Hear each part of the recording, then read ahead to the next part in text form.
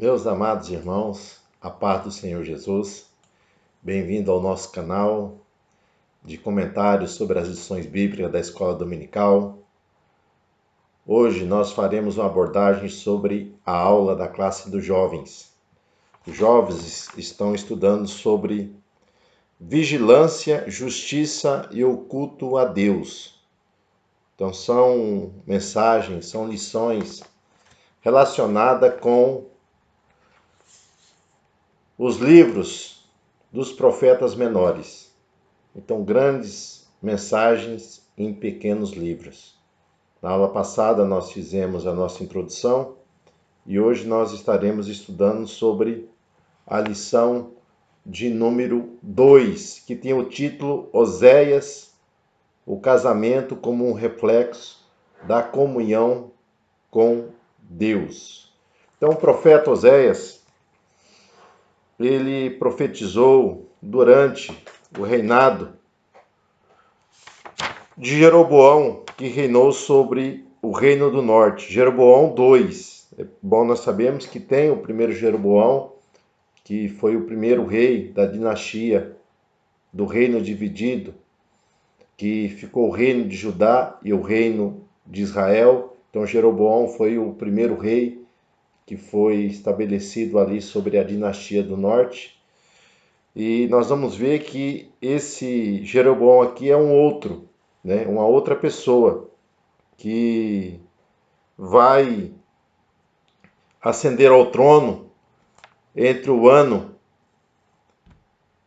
790 aproximadamente.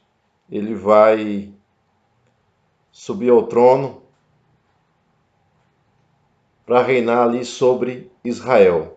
Então, quando ele está reinando sobre Israel, o profeta Oséias, ele relata no seu livro que nesse tempo também reinou no reino do Judá Uzias, Jotão, Acaz e Ezequias. Então esses são os reis do reino do sul, reino de Judá. Outro fato importante de você saber, os livros que nós temos dos profetas menores na nossa Bíblia, eles não estão na ordem cronológica dos eventos. Então, nós vamos comentar, o nosso comentador está comentando sobre esses livros dentro da ordem que nós temos na nossa Bíblia Sagrada, não dentro da ordem cronológica dos eventos que vão estar sendo acontecido durante a história do reino de Israel. Então, o nome do profeta Oséias significa salvação. Tem a mesma derivação, o mesmo significado do nome Josué, do nome Jesus. Oséias, embora nós não sabemos o seu ofício, sabemos que Deus o chama para que venha a ser o seu mensageiro, venha a ser o porta-voz da sua mensagem ali para a nação de Israel. Mas um fato que o nosso comentador descreve aqui, um fato interessante, é que ele traz aqui que Oséias, possivelmente ele tenha sido o que? Um padeiro, né? Devido um detalhe no livro que ele vai apresentar no seu livro, a descrição do ato de sovar a massa, mostra ali que ele tinha conhecimento dessa técnica, desse ofício, desse serviço. Então, ele tinha um ofício e teve sua chamada para ser um mensageiro, ser um profeta do Altíssimo. O que nós aprendemos aqui com essa chamada de Oséias é que mesmo que você tenha um ofício, você tenha uma profissão, você tenha um trabalho, é possível você fazer a obra de Deus. É possível você ser um instrumento de Deus para a geração pela qual você está vivendo, pela qual você está ali peregrinando nesse tempo. Então, quando Deus o chama para ser o seu mensageiro, ser o seu profeta, Deus não apenas chama ele para falar, mas também para representar o quê? O amor de Deus para com o seu povo. Então, Deus vai usar uma alegoria da própria vida do profeta para mostrar o drama, né, que Deus ele estava desenvolvendo ali com relação à sua nação, ao seu povo, em relação a Israel. Então, o profeta, ele é dado uma ordem para o profeta para que ele tomasse o que? Uma mulher de prostituição, tomasse uma prostituta e casasse-se com ela. Até aparentemente parece que é uma ordem absurda. Alguns comentadores vão dizer que ela veio a se prostituir depois do casamento, né? E tem essa outra interpretação que ele casa com essa mulher que praticava que esse ato, né, tinha esse ofício ali naquela época de vender o seu corpo, de usar o seu corpo com uma prática de ganho. Nós vamos ver que o profeta, ele casa com essa mulher, ele a ama, ele traz essa mulher para o que? A sua casa, ele a protege, ele dá a ela o que? A provisão, a segurança ali, o carinho, e nós vamos ver que ele tenta proteger ela de todos os lados, mas mesmo assim ela ainda entra o que? No caminho da traição, no caminho, né, da fuga, diante de outros amantes que não era o seu marido. Mesmo diante disso tudo, nós vamos ver que o profeta demonstra o que? O grande amor para com ela, de ir atrás dela para resgatá-la, para trazer de novo o que? Para a sua casa, para a sua segurança, para o seu regaço, o seu abraço, o seu amor ali. E nós vamos ver que esse drama que o profeta ele vive vai ser o drama que Deus está vivendo com a nação, que Deus tenta de todo jeito proteger, preservar a nação diante dos seus inimigos, diante, né, de outros povos, mas nós vamos ver que a nação ela abandona Deus, ela entra numa fuga e vai perante o que? Os outros ídolos, perante a outros deuses.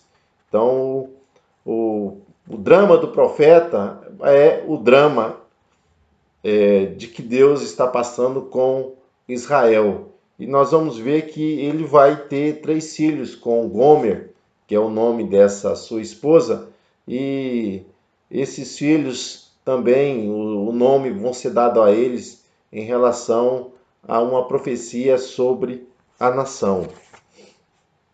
A questão do período em que o profeta profetizou. Então é um período de, vamos dizer assim, no Reino do Norte, um período áureo, né?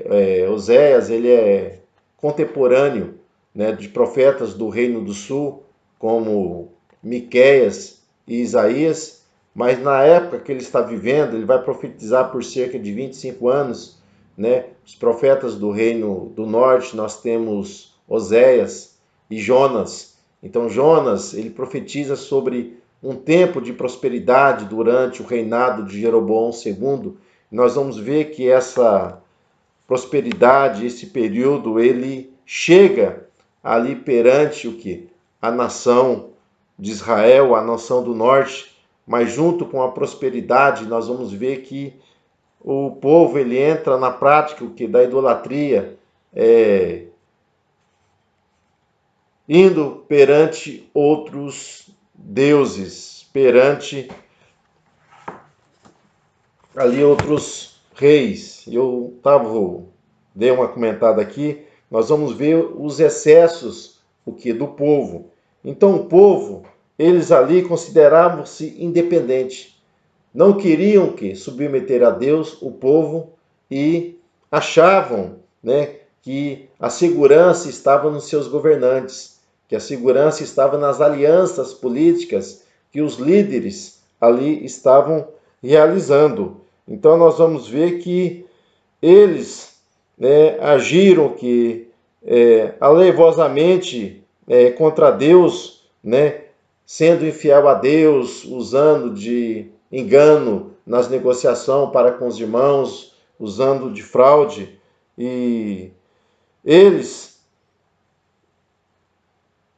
entraram em um caminho perigoso, aonde os próprios filhos deles são chamados de filhos prostitutos, filhos cultuais, porque a prostituição da nação já não era mais somente uma prostituição espiritual, mas era uma prostituição física, porque até mesmo nesses cultos, na adoração a esses e outros deuses, tinham que aquela relação sexual ilícita que estavam nascendo filhos bastardos, né? Filhos de prostituição, né? Relacionado que a um ato, ao adultério, ao incesto, a coisas totalmente ali contrárias ao que Deus havia estabelecido para a nação.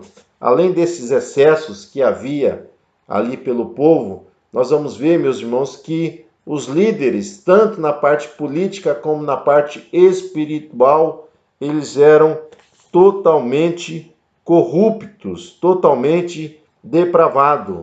Então, nós vamos ver assim que tudo essa prosperidade que Israel havia alcançado, eles estavam dando a honra e a glória o que? Aos deuses estranhos, a imagem de escultura. Então a terra produzia, eles adoravam a Baal. Então tudo, né, que estava envolvendo ali, eles não davam glória a Deus, mas sim se voltavam perante a adoração à madeira, a adoração à pedra, a adoração às árvores, a adoração a ídolos, que não era o Senhor. E nós vemos até mesmo a corrupção relacionada com os sacerdotes. E os sacerdotes se colocavam à beira do caminho para saquear, para roubar o que? O peregrino, o estrangeiro, os comerciantes que passavam pelo caminho. E segundo Oséias, eles cometiam até mesmo assassinato. Então a situação do povo era uma situação totalmente, meus irmãos, em decadência espiritual e também em decadência moral. Então essa era a situação, o cenário político, o cenário social da qual o profeta vai estar pregando ali a mensagem do Senhor. E no terceiro item, ele fala sobre o casamento como reflexo da comunhão com Deus. Então nós já entendemos quem era o profeta, entendemos quem eram os seus contemporâneos, no caso os outros profetas que profetizaram na época, tivemos uma noção do contexto histórico e nós vamos entrar na parte, né, do tema da lição, que ele fala com o casamento como reflexo da comunhão com Deus. Então Deus fez o quê? Uma comunhão com Israel, né? De dar a ele o que? A proteção, dar a ele a segurança. E nós vamos ver que mesmo diante de todas as bênçãos que Deus estava ali dando para o seu povo, né? O seu povo só retribuiu com infidelidade, só contribuiu com atitudes, né, que desagradavam o que? A Deus. Da mesma maneira com que a mulher de Oséias, ela tinha sido infiel ao seu esposo, Deus demonstra através da vida do profeta, né, descreve que o relacionamento de Israel era igual. Era uma esposa infiel ao seu marido, que foi perante o que? A outros amantes. Por isso, o juízo viria sobre a vida da nação, né? A vida da nação. Embora Gomer tenha saído, nós vamos ver que ela vai abandonar seu marido, vai abandonar Oséias e ela vai perante a outros amantes, mas vai chegar um tempo que ela vai se desgastar o seu físico. Ela vai ser rejeitada até mesmo pelos seus amantes, porque ela já não tem mais nenhuma beleza, nenhum esplendor. E nós vamos ver assim que assim vai acontecer com a nação, né? Mas mesmo assim ainda, o profeta ele vai até Gomer e ele traz ele de volta, ele restaura, traz ela para a sua casa ali, de volta para o seu aconchego. Então, por intermédio de Oséias, Deus vai usá-lo para falar para o seu povo, né, que embora ele expressasse a sua misericórdia, a sua bondade para com a nação ela iria colher o que? Um juízo por ter rejeitado a Deus. Então o profeta ele usa o que essa figura do casamento para mostrar o grande amor de Deus para com seu povo, mas também ele usa a figura do divórcio para demonstrar o que? A tristeza de Deus para com a nação que havia ou abandonado, aonde que deveria adorar a Deus, eles estavam adorando era ídolos. Então, a adoração deles eram falsas, a adoração deles era uma adoração fingida. E no nascimento dos 3 filhos que o profeta vai ter com Gomer, 2 homens e uma mulher, nós vamos ver que tem um simbolismo profético relacionado ao nome dos filhos que o profeta tem com a sua esposa Gomer. Então, o primeiro filho chamaria Jezirel. Então, que Deus haveria de espalhar a nação para outros lugares por se demonstrarem que infiéis a Deus. Outro nome da filha é Loruã, desfavorecida. Então, o favor de Deus não seria mais com o seu povo.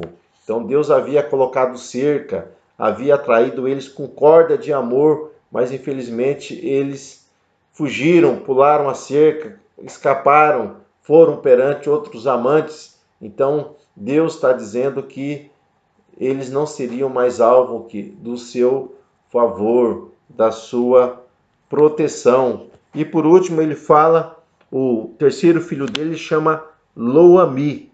Então traz uma referência aqui de que Deus afastaria, que Deus ali, né, tipificando o divórcio, Deus não mais trataria ali a nação, né, com a sua proteção, mas que iria se afastar dela. Então, deixando a nação à mercê ali dos seus amantes, aonde isso vai resultar no ano 722, o cativeiro assírio, aonde o reino do norte vai ser levado, né, cativo ali para a Síria. Então, mesmo diante de um cenário ali de infidelidade, um cenário ali de abandono a Deus, nós vamos ver que Deus, ele ainda, meus irmãos, demonstra a sua misericórdia e o seu amor para com Israel. Então, mesmo que Israel fosse levado para o cativeiro, Deus está dizendo que ele resgataria a sua nação. Ele trataria novamente com o seu povo. Então, Deus usa, né,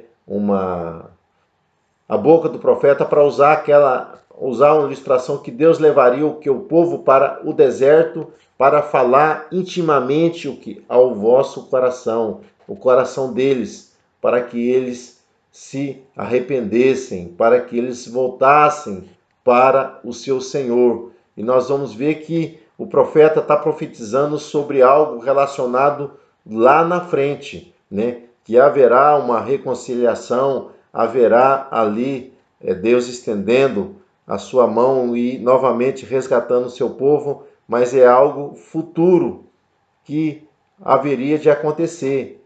Da mesma forma que Deus libertou o povo ali do cativeiro dos egípcios e Deus levou para o deserto, e lá no deserto Deus se revela como Deus da provisão, como Deus da proteção, como Deus da cura, né? Como Deus que salva. Nós vamos ver que Deus haveria, né, de restaurar novamente o seu povo, né, num futuro que haveria ainda de